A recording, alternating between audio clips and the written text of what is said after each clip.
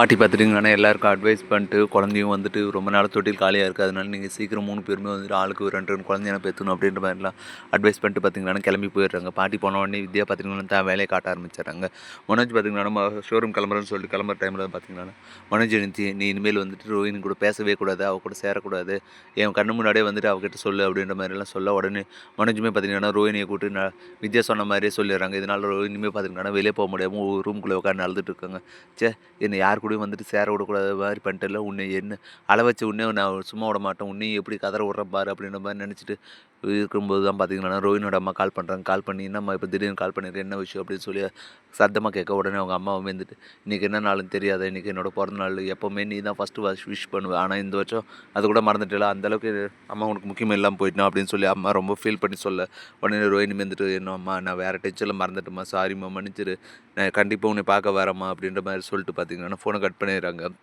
எங்கள் அம்மாவோட பர்த்டே கூட மறக்கிற மாதிரி பண்ணிட்டேன்ல, உன்னை நான் இனிமேல் சும்மா விடக்கூடாது, என்னை அள வச்சு உன்னை கண்டிப்பாக நான் ஒரு நாள் அள வைப்பேன் அப்படின்னு சொல்லிட்டு பார்த்தீங்கன்னா நினச்சிட்டு இருக்காங்க. சரி நான் வெளியே வேணா கிளம்பலாமான்னு சொல்லிட்டு ரோஹினி வெளியே வர டைமில் தான் வித்யா இருந்துட்டு பார்த்தீங்கன்னா ரோஹினி எங்கே போகிற, இனிமேல் நீ வெளியே அங்கே இங்கேன்னு போகக்கூடாது, இனிமேல் உனக்கு தேவையான பொருளெல்லாம் நீயே சமைச்சு சாப்பிட்டுக்கோ, என்ன வேணுமோ நீயே எல்லாத்தையும் பண்ணிடணும், இனிமேல் மீனா உனக்கு எதுவுமே பண்ணி தர மாட்டா, அவளும் வந்துட்டு வேலைக்கு போகிறவ தானே, அவள் செஞ்சு வச்சுட்டு போகிறது இல்லையா, அதனால் நீ இனிமேல் அப்படியே பண்ணு அப்படின்ற மாதிரி சொல்கிறாங்க. உடனே இதை கேட்ட ரோஹினிக்கு பார்த்தீங்கன்னா ரொம்ப ஷாக்கிங் ஆகுது.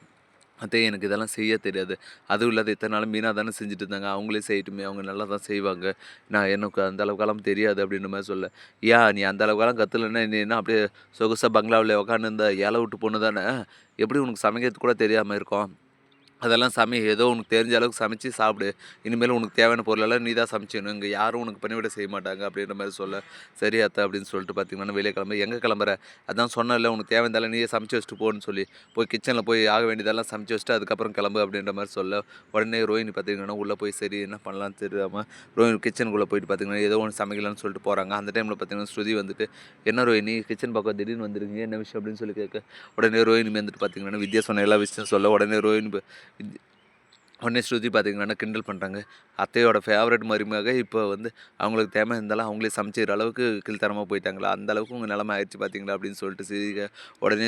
ரோஹினி பார்த்திங்கன்னா செம கோவம் வந்துடுது. ஸ்ருதி என்னை கிண்டல் பண்ணாதீங்க, நான் எதுவும் தப்பு பண்ண தான் ஒத்துக்கிறேன், அதுக்காக அத்தை தான் பண்ணுறாங்கன்னா நீங்களும் என்ன ஆட் பண்ணாதீங்க அப்படின்னு சொல்ல, நான் எங்கே ஆட் பண்ணேன், நீங்கள் பண்ணதான் சொன்னேன், ஆனால் நீங்கள் நடிச்சிங்க பார்த்தீங்களா ஒரு ட்ராமா, அது என்னால் கூட ஜெர்னிக்க முடியல, அதுவும் இல்லாத சீரியலில் கூட யாருமே இந்த அளவுக்கு பண்ணிக்க மாட்டாங்க, அந்த அளவுக்கு பர்ஃபெக்டாக நடிச்சிருக்கீங்க, நான் கூட ஒரு நிமிஷம் உங்கள் டேடி இறந்துட்டாங்கன்னு சொல்லி ரொம்பவே ஃபீல் பண்ண உங்கள் மேலே, ஆனால் இப்போ தான் தெரியுது அதெல்லாம் ட்ராமான்னு சொல்லிட்டு, சரி என்னம்மா ஆக்ட் கொடுக்குறேன், நீங்கள் மட்டும் சினிமாவுக்கு போயிருந்தீங்களான்னா ஆஸ்கார் அவார்டே வாங்கியிருக்கலாம், அந்த அளவுக்கு திறமையாக நடிக்கிறீங்க அப்படின்னு சொல்ல,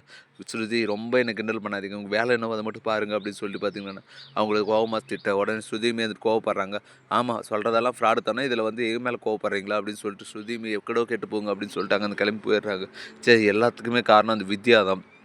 என்னை இந்த அளவுக்கு எல்லாருமே வந்து கேவலமாக பேசுகிறாங்க, அந்த அளவுக்கு நடந்துருந்தேன் நான் என்னோட நல்லதுக்காக தானே சில பொய்களை சொன்னேன், அது அவளுக்கு தப்பப்பட்டால் அதுக்கு நான் என்ன பண்ணிட்டோம் அப்படின்ற மாதிரி நினச்சிக்கிட்டு வித்யா மேலே பார்த்தீங்கன்னா செம்ம கோவத்தில் இருக்காங்க ரோஹினி. இப்படி தான் வரப்போகிற எபிசோட் வந்து போகுது, அடுத்து என்னெல்லாம் இன்ட்ரெஸ்டிங்காக நடக்க போகுதுன்றதை நான் பொறுத்து தான் பார்க்கணும். மேலும் இது போன்ற அப்டேட்ஸ் தெரிந்து கொள்ள மறக்காமல் நம்ம சேனலை சப்ஸ்கிரைப் பண்ணுறேங்க, கூடவே பெல் பட்டனையும் அழுத்துங்க, அப்போ தான் நான் போடுற ஒவ்வொரு வீடியோ உங்களுக்கு நோட்டிஃபிகேஷன் வரும். தேங்க்யூ.